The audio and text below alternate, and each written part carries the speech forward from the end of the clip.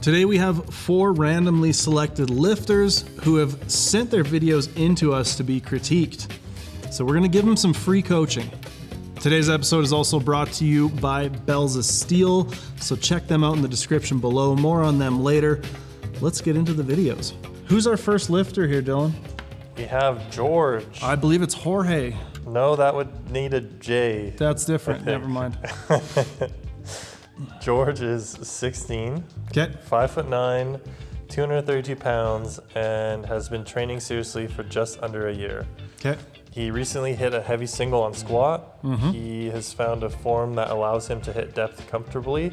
However, his squat feels like it shifts back and forth. Any tips would help. Okay, so first things first here, George. Pretty decent squat to start with. How old did George say he was? 16. 16? You got a better beard and a better squat than I did at 16. Probably a better beard than I have now, to be honest.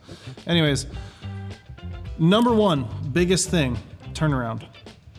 I know that I harp on people a lot on this channel about not facing the mirror, but facing a mirror is infinitely better than having to re-rack a squat walking backwards. That is a hazard. Don't do that to yourself. Please be safe out there. Always face the rack. Number two, I think we need some work on bracing. It does look like as we descend, we're going into a bunch of extension. I talk about this all the time on Form Check Friday.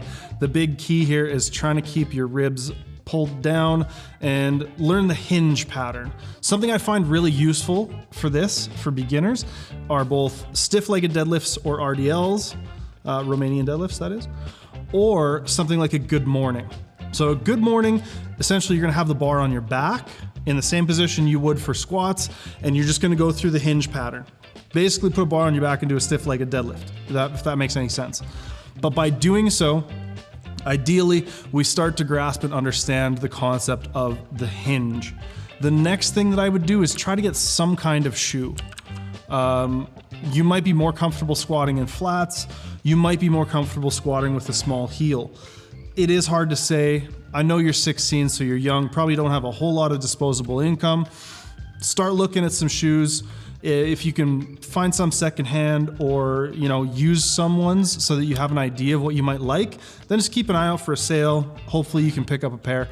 But I think, I can see your feet kind of sliding around a little bit on the platform. So even just having some extra traction is gonna be a really big thing. I do think that we need a little bit more depth here, George. I think we're right on the line of depth. We're definitely not blatantly high, but we're 2 to 1 at best, and I'm not sure I would pass that. So, I think if you are looking to compete in the future, then, that's something to consider. The other thing I'd say is, despite your, ability to do this, it does look pretty disjointed, right? It looks like we get into the bottom and things just kind of collapse.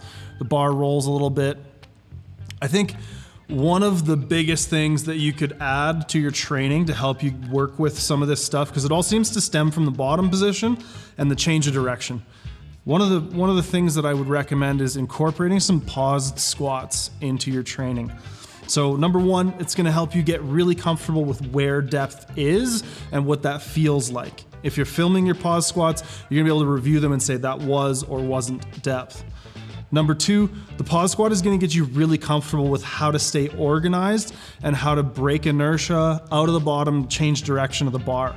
So that combined with the actual strength gains you're gonna get in that bottom position, I think make for a really, really useful movement that is great to incorporate, right? Like the thing to keep in mind here, George, is you're a young guy. Try not to get too hyper specialized into any one thing. Even if you do want to compete in powerlifting, try to mess around with some other stuff. Do some bodybuilding stuff. Play some ball sports. Try not to make powerlifting your one and only thing. There's a pretty huge wealth of research to suggest that early specialization is maybe not the thing.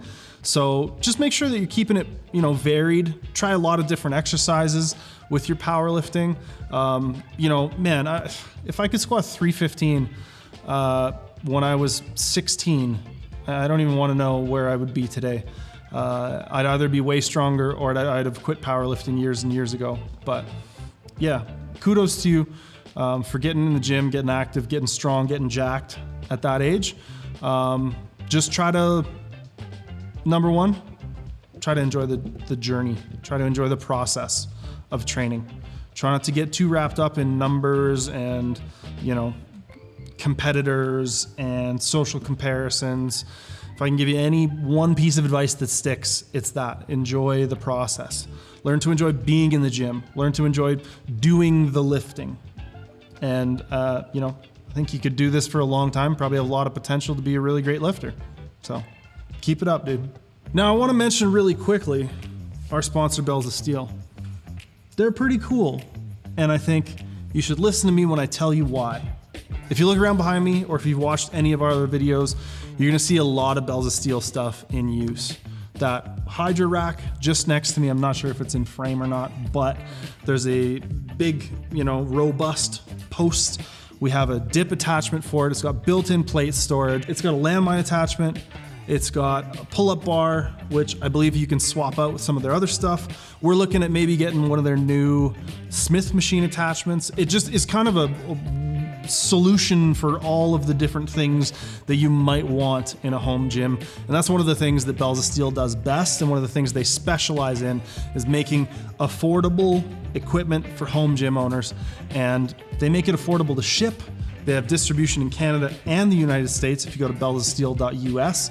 And we're proud to have them as a sponsor for the show. So go check them out and pick yourself up some cool stuff that is affordable and will fit very well in any home gym. Our next lifter is? Our next lifter is Anna. Anna.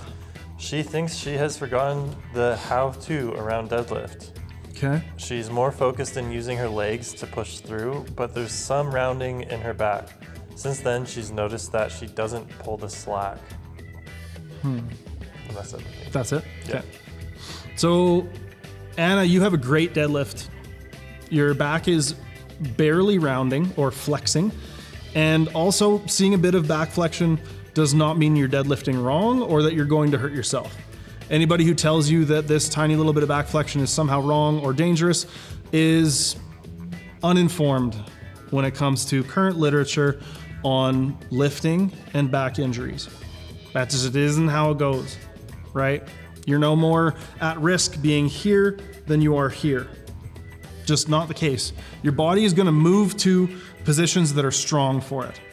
Your body is going to adapt to how it trains. If you consistently train with this back position, then this back position is going to get very strong and become very resilient to loading. That's just how it goes. Now, in terms of the actual technique here, the only thing I think we could work on is, number one, trying to keep those shoulders a little lower, right? I think we could keep the arms longer. I think we're conscious of the rounding. We're maybe even a little concerned about the rounding. So as you're pulling, you're trying to pull your shoulder blades back to create a more neutral or straight back angle. And I think that's kind of sabotaging how well you can deadlift here. So there, on this rep, you allow the shoulders a little more forward, but we still need to pull them down. The only thing is, as you're lifting, I can see you trying to pull them back. Let the arms hang. Your hands are hooks. As long as your lats are tight and you're able to lock those shoulder blades down into your torso, that's great. I don't think there's anything wrong with your slack pull either. I do think that on maybe some of these reps, we could get a little more hip extension, right? Get a little more through, so we're a little more locked out. But overall, I think you're doing a fantastic job of deadlifting here. I think that a lot of lifters, especially early on, you know, they'll see how other lifters look and their positions and the, you know, aesthetic of certain lifters in certain lifts. And they'll think that, like, if I'm not doing it looking like that, you know, why doesn't my deadlift look like that? Why doesn't my squat look like that? And the answer at the end of the day is because you're not in that person's body. right? Your body is gonna do the things that it's gonna do and need to move in certain ways that are different from other lifters. And I think that's where a lot of coaches go wrong, is they try to give everybody the same cues. They try to overcomplicate things so that they have something to say about everything, and they end up giving bad advice. Now, that's not specifically aimed at anyone, but what I am saying here is, Anna, you're doing a great job with deadlifts. I think we need to work a little bit on consistency and on keeping the shoulder blades down, but that rep there specifically, this one right here, is a great rep. You got a really good lockout, the arms stay long all the way through, and this lockout position looks super solid and set. So this is probably one of the more flexed reps too, right? We got more of a rounding in the back on this one, and it's probably one of your better reps. So don't fear that little bit of back flexion. It's not gonna hurt you. You're doing it really well. You're doing it very consistently. You're gonna adapt to it. I also think that your slack pull is really good. I don't think that we need to spend any more time sitting down into position or, you know, trying to create tension against the bar or anything. I think what you're doing here is more than sufficient. So mostly just encouragement. I think you're doing a great job. Number 3. Number 3 is Ivan. All right, Ivan. Which is kind of that would be like a Transylvanian name, right? Maybe. Big Brazilian flag on the wall, but maybe this is Transylvania. You never know. This was, I was just kind of going with your thing, but this was a 1 rep max attempt. Okay. He usually faces away from the mirror, but this day he didn't. Okay. He is looking at a fixed point in the mirror. Powerlifting for almost a year right now. He would like to know if this forward dive that he does when going up is doing a poor back contraction or to poor bracing, is due to. Okay. So I can see what you're talking about, right? And it's this moment of changing position out of the bottom, right? Where we see the hips come up behind, we see the knees shoot back. So I think there's a couple reasons for this. I think if we look really closely, as you get close to the bottom, we are pretty extended. So I think, yes, we could use some work on bracing. We could use some work on keeping that tiny little bit of flexion maybe, but more so just keeping anterior tension and trying to keep the trunk more tied in, because we do see part and parcel with this hips shooting up. We see that bar roll, we see that bar take you forward, we see the torso angle change back to something more neutral. So to be more neutral going into the hole is gonna give us less dynamic and change as we come out of the hole. The other big reason I think this is happening is just due to quad strength. And I think that if we can work on keeping our quads engaged and involved, keeping the knees forwards, keeping some pressure through the front of the foot. Like if we play your squat to depth and then backwards, that's what we want it to look like, right? We want to be able to use the quads and keep those knees more anchored forwards, as opposed to, see that big shift in the lower body? So what I would do is probably hammer some high bar squats, probably hammer some SSB, hammer some single leg work, maybe even leg extensions, hack squats, leg press. Not necessarily all of this at once. I'm just giving you a bunch of different options. But I would try to find ways to incorporate more quad focused training into your programming. And then when you're squatting, you know, throughout your average working set, make sure that we're trying to keep those knees forwards out of the bottom. Make sure that we're trying to maintain that torso angle. This is a really common thing that happens in a lot of people's squats, right? It's the classic squat morning, they call it. And one of the biggest reasons is the quads aren't contributing enough. They're not able to contribute enough. So the quads go to push. They realize like, okay, you know, we don't necessarily have the bracing here, that if the knees extend, the hips will stay where they should stay. So we need to work on that quad strength and we need to work on that bracing. But one of the biggest things is gonna be trying to find good, solid training and accessory movements like pin squat even, for example. This looks like a pretty good rack to be doing pin squats in, honestly. You got the adjustable pins there. Pin squats are another great one to help sort of try to eliminate this squat morning pattern. So yeah, a bunch of different options there, but overall, you know, congrats on a big squat. Hopefully your training's going well, and I hope that helps. All right, we got Alex. Yeah, last up we have Alex. Tell me about Alex, Dylan. This is Alex's second meet, and he bombed. Oh. Did you bomb out of your second I bombed meet? out of my second meet too. Yeah. Yes, I did. He really wanted this 200 kilo deadlift because it's a huge lifetime goal for him. For some reason, this lift did not count. The judge told him that he slammed the bar, but he doesn't think he did. What was wrong with this lift, and was his form okay? I mean, you're allowed to, unless there's some rule set that I don't know about, there's no rule against slamming the bar. I've definitely seen people called for it before in local meets and stuff, but I think what I would try to do, so here's what happens, right? You get a call that you don't agree with or that you don't understand. In most federations, and I'm looking for, it's USPA, okay. So I'm not super clear on the USPA rule set, but the thing to do is after you see those red lights, calmly, patiently, and respectfully approach the head referee, or if there's a jury, approach the jury and say, hey, what was that call for? Again, if you come off and you're like, what the hell was that call about? What? Like, nobody's gonna wanna deal with you. Nobody's gonna wanna talk to you. But if you go up to them and say, hey, you know, how come I got red lights on that? And if you're familiar with the rule book and they tell you what rule you broke or what infraction it was, then, I mean, bummer, you kind of got to hold that L. If you're familiar with the rule book and they tell you, oh, you slammed the bar down and that's not in the rule book, then you calmly and, again, respectfully try to say, can you show me where that is in the rule book?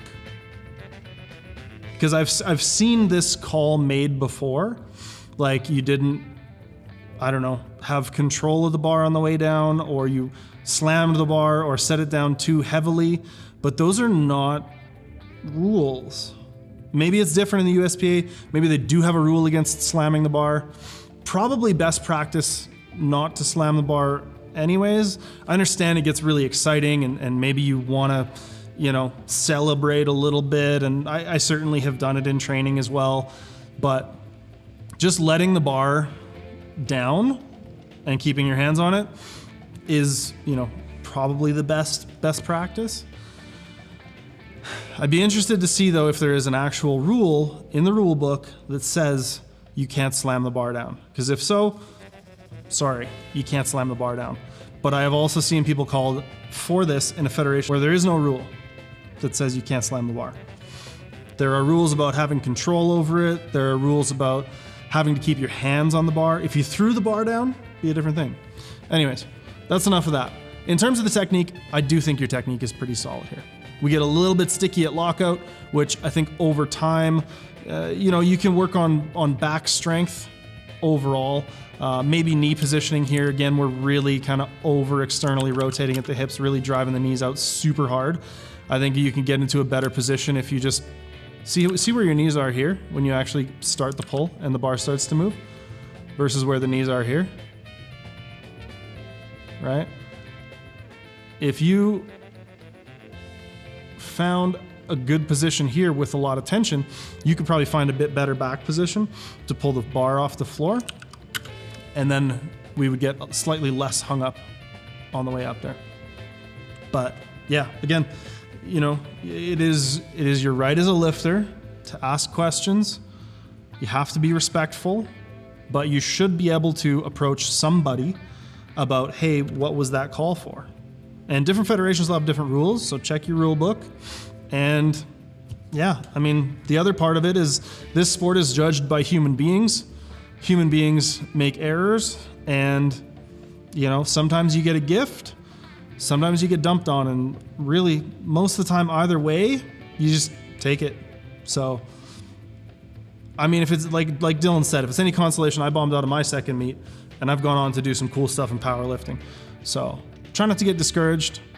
You know, if you know this federation either has a rule against slamming the bar or the judges for whatever reason don't like it, just don't slam the bar next time. And I mean, there you go, right? So anyways, I hope that helps. More a primer on kind of platform conduct and how to question a call. But yeah, still useful information, I think. Thank you all for tuning in. If you're interested in submitting to Form Check Friday, go ahead and check the link in the description box below. You can send on in and be put up on the screen. Make sure to like and subscribe, bell for notifications so you can know what time on Friday we post that. And we'll see you all in the next one. Bye-bye.